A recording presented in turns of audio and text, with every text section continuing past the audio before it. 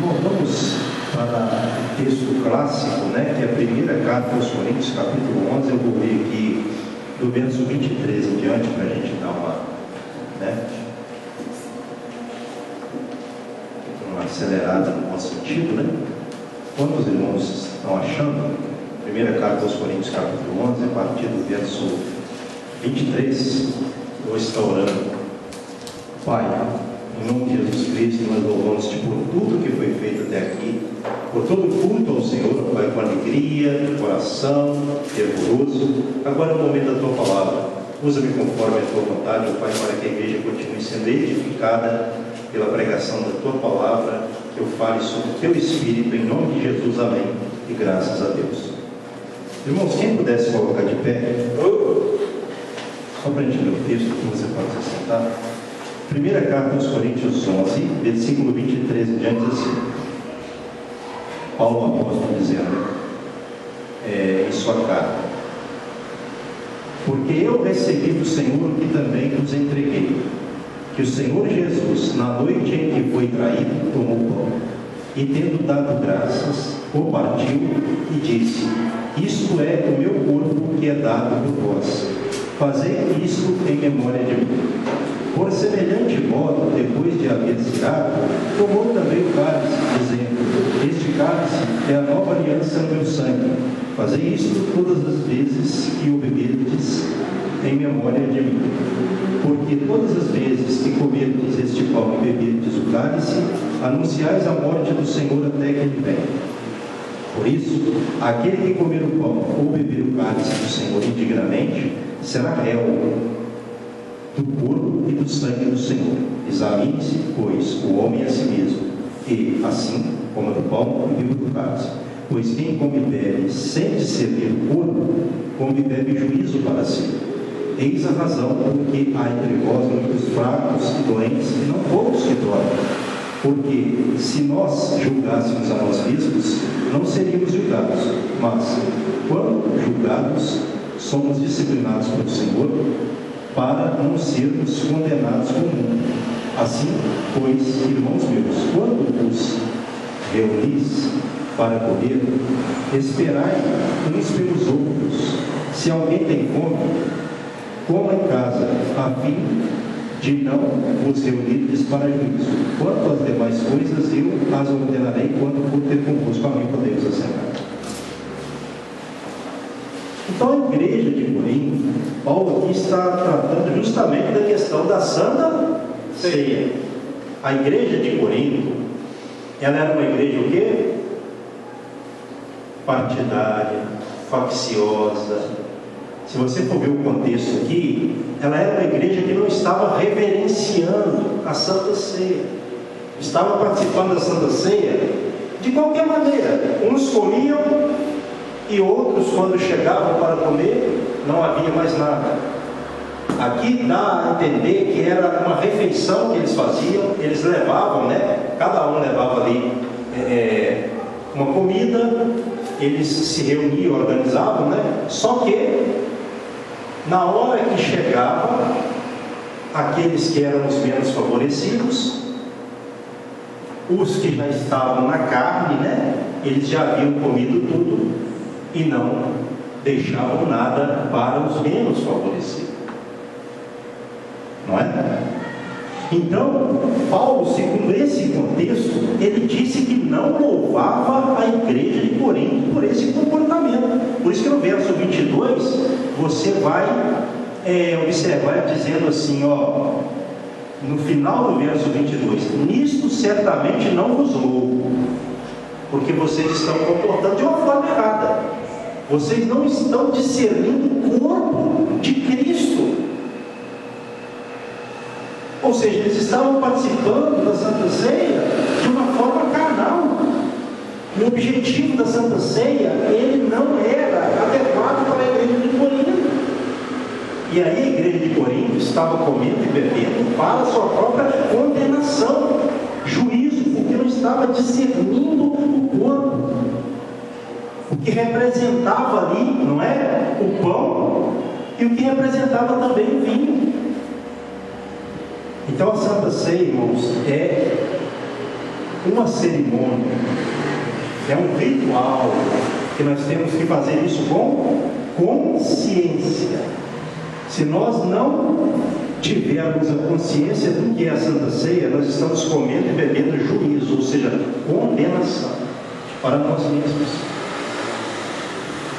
Olha a importância da Santa Ceia e também do corpo de Cristo aqui, tanto o corpo real de Cristo, o corpo que foi ferido por nós, moído, não é? Quanto também o corpo de Cristo, igreja.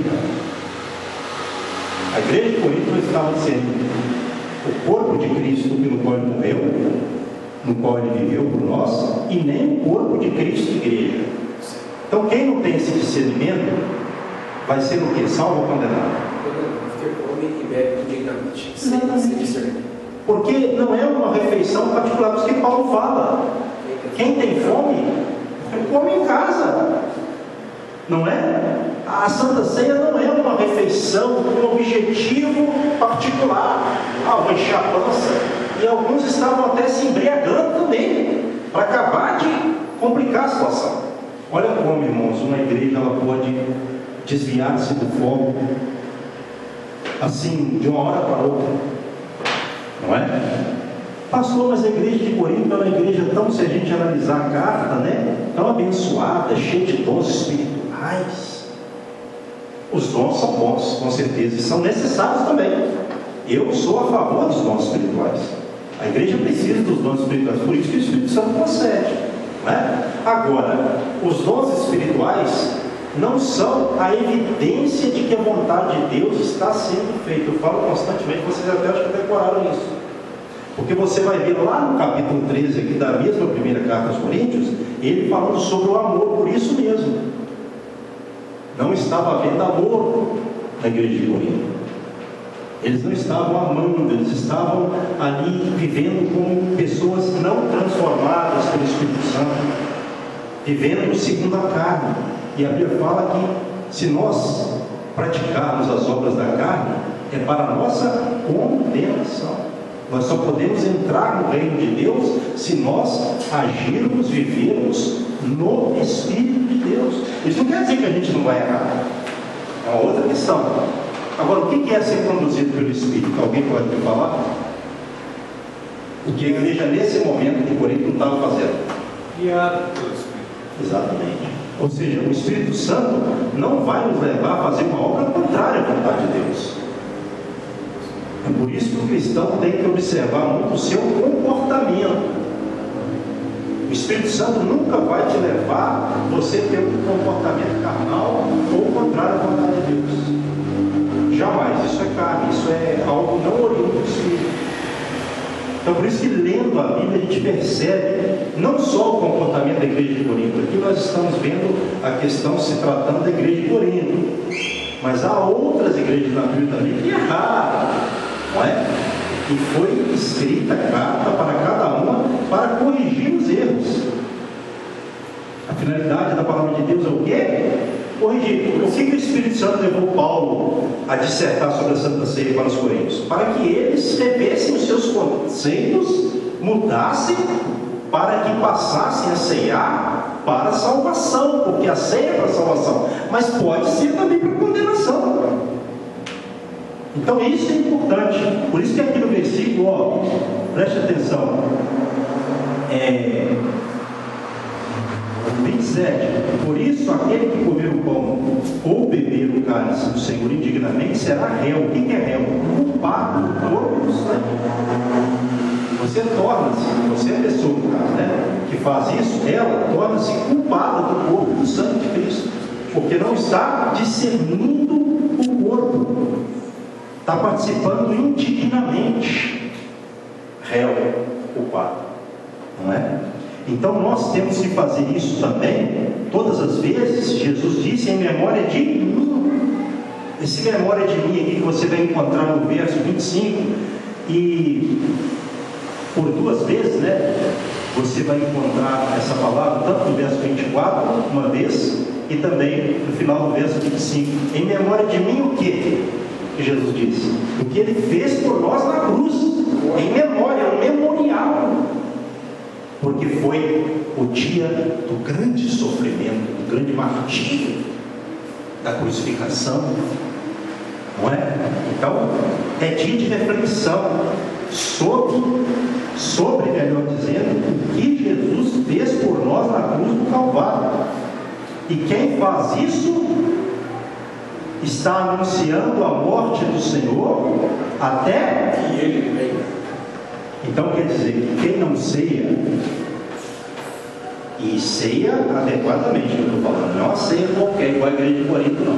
Quem não ceia realmente, ele está aguardando a morte de Jesus, ou a vinda de Jesus, melhor dizendo, que a morte já foi, né? Agora é a vinda dele, ele já morreu, ressuscitou e virá nos buscar. Então quem não ceia está aguardando a Cristo, a segunda vinda dele, tem que fazer isso até em memória dele, até que ele venha. Então tem uma promessa. E você vê também aqui o aspecto de julgamento, porque quem faz isso de forma indigna está comendo e bebendo condenação. Está aqui inserido o aspecto de julgamento. Por isso nós podemos dizer, nesse sentido, que a Santa Ceia é o quê? Julgamento. Então olha só, onde a igreja ela é julgada na Santa Ceia. Pastor, mas eu falo, naquele dia nós vamos ser julgados também. Lá é um julgamento para a questão de galardão. Aqui é para a questão de salvação. O crente, ele não vai ser salvo verdadeiramente.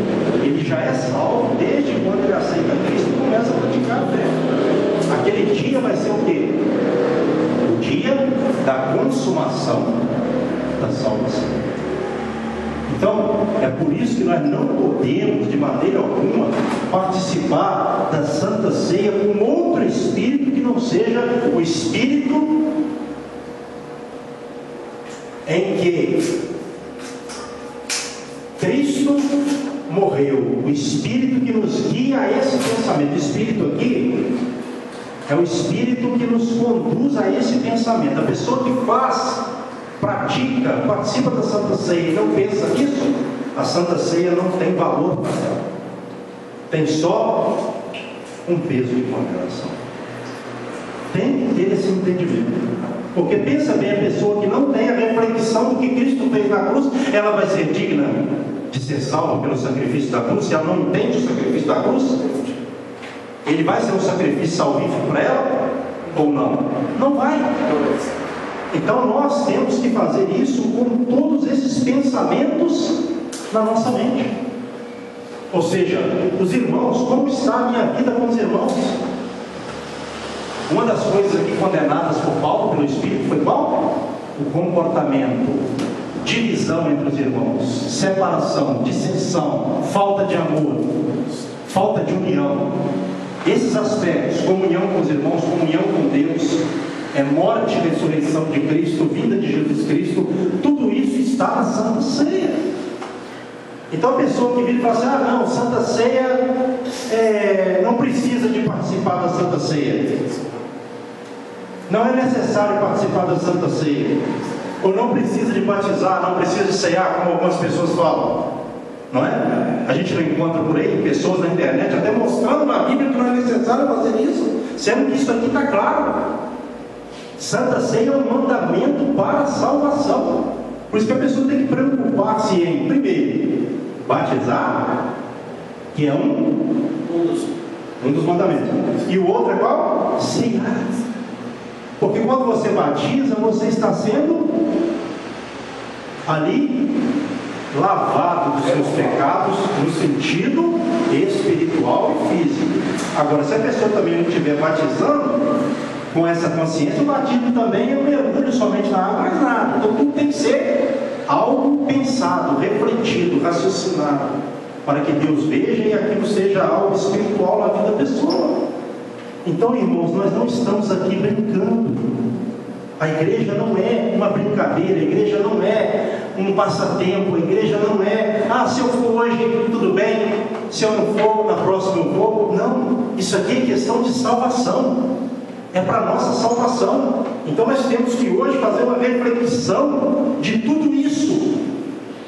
de comunhão com os irmãos, de comunhão com Deus, morte e ressurreição de Cristo, vinda de Jesus Cristo, e da nossa vida. Senhor, perdoa-me dos pecados, desde a última Santa Ceia até hoje. Senhor, perdoa, meu Pai, porque eu quero comer e beber para a minha salvação e não para a minha condenação.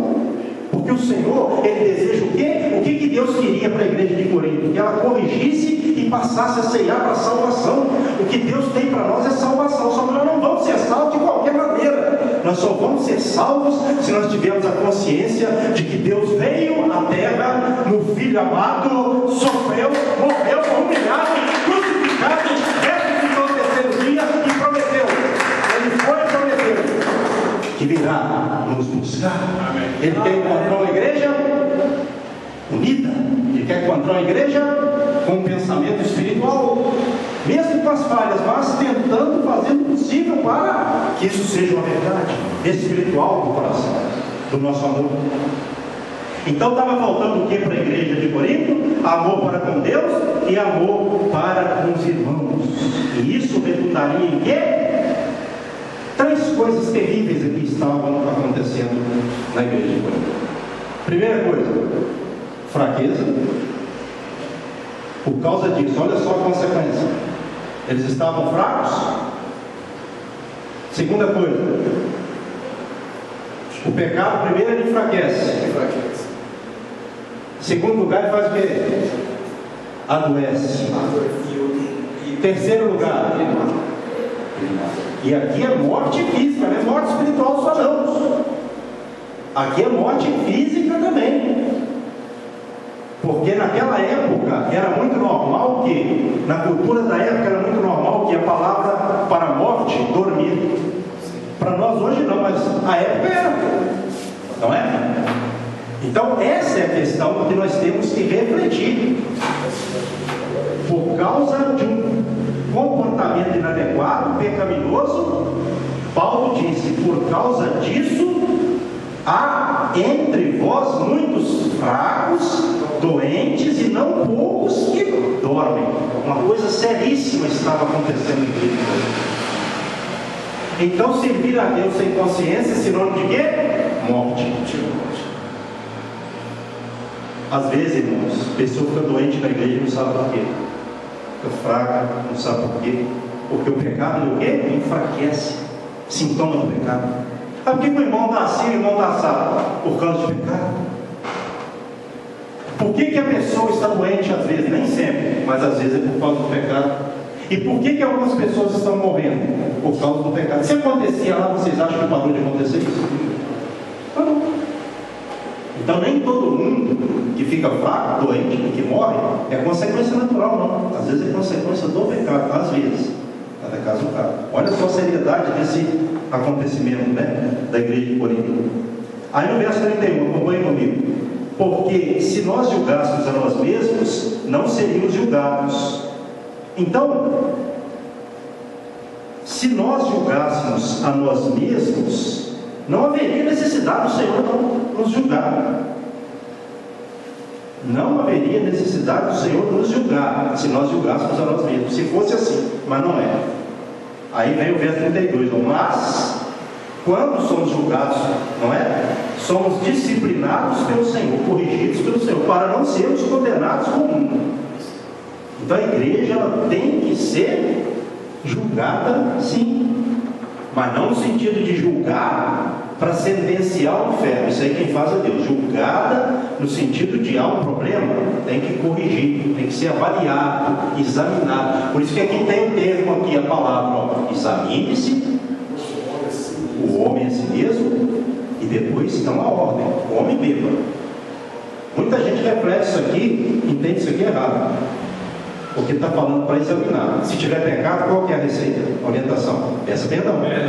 E depois faça o quê? Come bêbado. Tem gente que fala assim: ah, eu não posso sair. A gente está errado. Essa interpretação até maligna.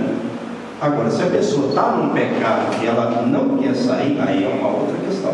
Aí ela deve, é opção. Aí ela deve ficar sem cear. É opcional. Ela não quer sair do pecado. Aí ela não vai poder ser purificada, né? Porque ela não quer. Agora, se ela arrepender no momento da ceia, seja qual for o pecado, ela pode pedir perdão, o Senhor perdoa, para que ela ceie. Certo? Verso agora 33. Assim, pois, irmãos meus, quando vos reunis para comer, esperai uns aos outros. Não estava acontecendo, eles não estavam esperando uns pelos outros. Verso 34. Se alguém tem fome, come em casa, a fim de não vos reunirdes para juízo, para condenação. Então nós temos que estar nos reunindo para, quanto às demais coisas, eu as ordenarei quando for ter convosco. Então tem coisa que às vezes é por isso que o pastor fala assim: ó, fulano, eu vou conversar com você no particular. E tem coisa que não é no lugar, talvez não é no momento. Cada caso é um caso. Então por que Paulo ele tinha esse cuidado? Você vê, a gente tem que também saber o que falar, a hora de falar.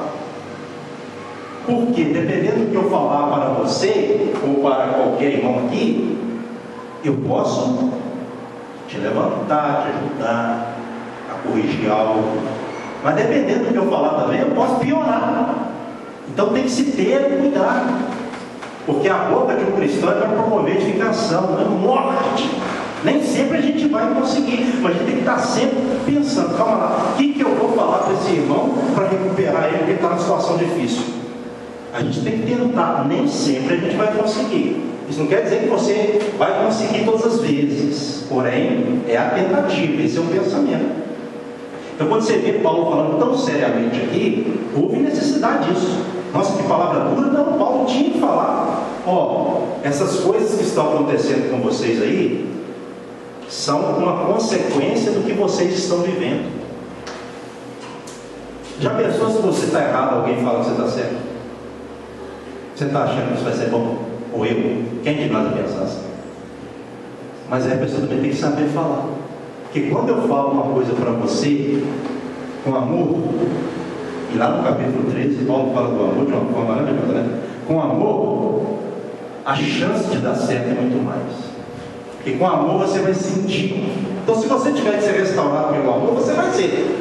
Agora, pela ignorância, a chance de você não ser restaurado é grande.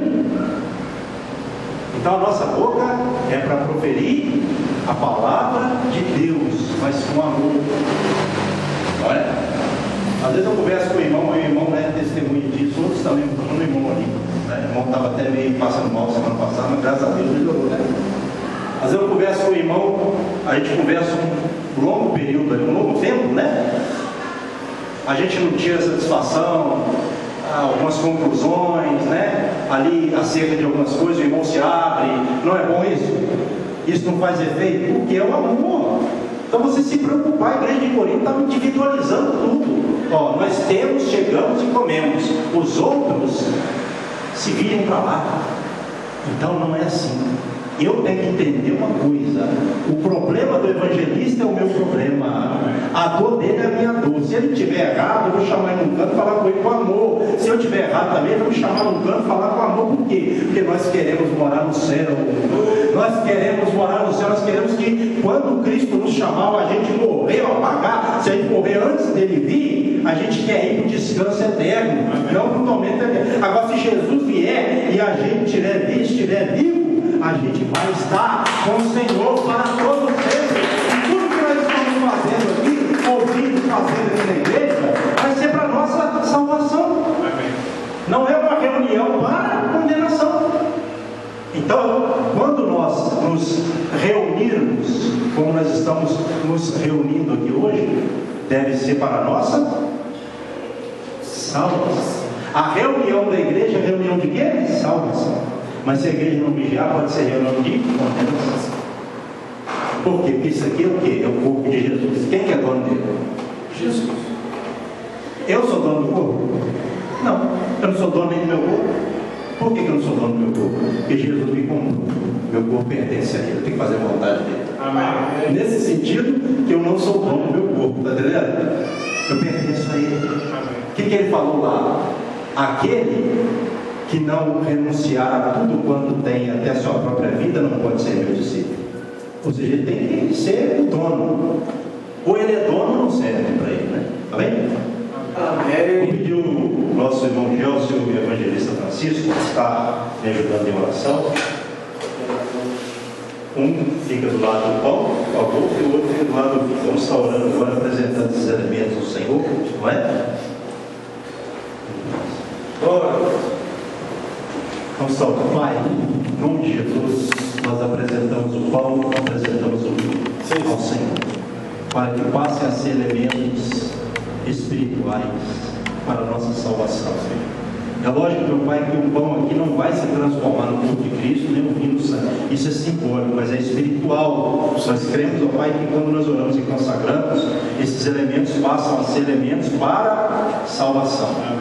Para quem comer, discernindo o corpo de Cristo. Sim, sim. Então nós consagramos esses elementos ao Senhor, meu Pai, para que seja uma ceia para a nossa salvação, em nome de Jesus. Amém. Graças a Deus. Glória a Deus. Irmão, quem pegar o pão, pegar o vinho, pegue e comece a fazer sua oração. Amém? Faça a oração, a sua reflexão de tudo que você fez durante a última Santa Ceia até hoje. Faça isso discernindo, tá? Discernindo. Como Paulo diz, tem que discernir o corpo de Cristo.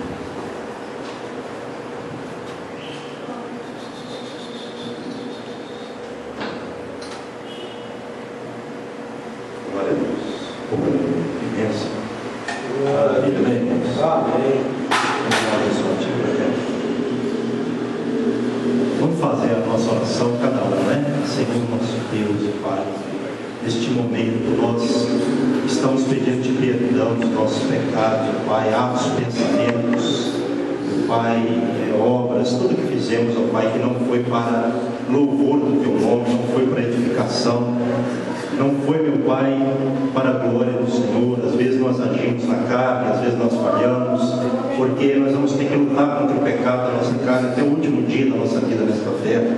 Então, ó Deus, perdoa-nos das nossas falhas, perdoa-nos, ó Pai, de tudo que nós fizemos que não agradou o Senhor, que não foi, meu Pai, para a glória do Teu nome, porque tudo que nós fizermos, ó Pai, seja por obras, pensamentos, como Paulo disse, quer comais, quer bebais, ou façais qualquer outra coisa que seja para a glória de Deus. Então, ó Deus Pai, nós te pedimos perdão do nosso coração.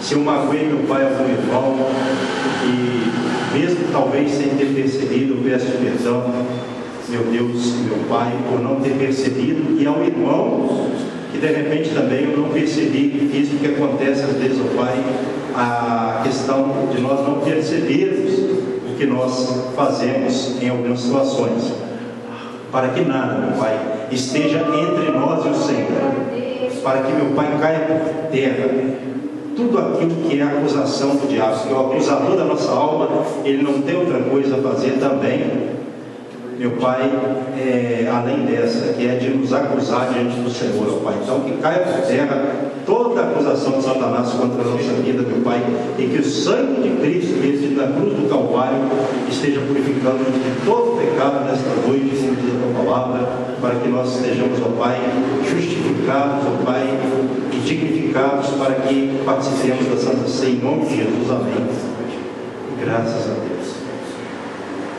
Erga o seu pão para o alto e diga assim: Senhor meu Deus, eu te agradeço pelo Senhor ter enviado o teu Filho para morrer, sofrer o seu corpo na cruz do Calvário pelos nossos pecados, em nome de Jesus. Eu não te fé como de graça.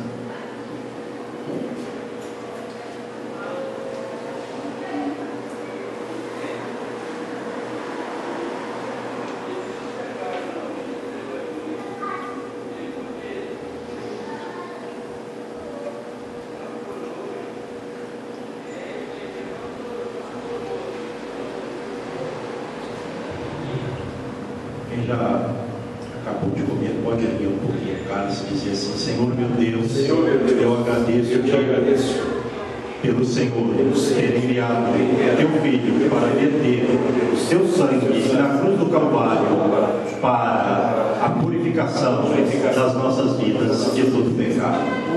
Pai, por meio desse cálice, de vinho, que simboliza o sangue de Cristo.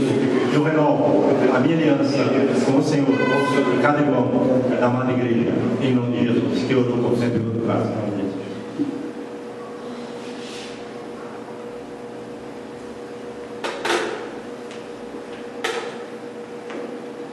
Glória a Deus, aleluia. Pai, nós te agradecemos por mais um dia em que nós tivemos aqui a oportunidade de estar ceando, meu Pai.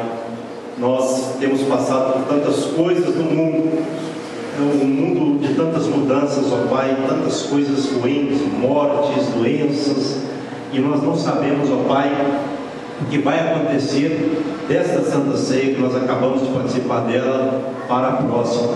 Mas Deus, o que nós pedimos ao Senhor é que o Senhor continue conservando-nos no amor do Senhor, ó Pai, e na união do Espírito Santo, até o dia de cada um aqui, meu Pai, da partida de cada um da vinda de Cristo. É assim que nós oramos, ó Pai, e te agradecemos por mais uma Santa Ceia, de todo o nosso coração, em nome de Jesus, amém. E quem orou com fé, dê uma salva de palmas para o Senhor. Aleluia, glória a Deus, aleluia, aleluia, louvado seja o nome do Senhor. O que você vai fazer? Dar a paz do Senhor por irmão que está do seu lado, mas antes, faça assim cada um irmão dele seu vídeo. Pai, a todos eu abençoo com teu amor, com a graça do Filho e com a suave doce consolação divina do Espírito Santo. Pai, nós terminemos a semana, meu Pai, e comecemos a semana prática amanhã, no ânimo, no encorajamento, na consolação divina do Espírito Santo. Em nome de Jesus eu oro, eu abençoo, amém. E que as palmas do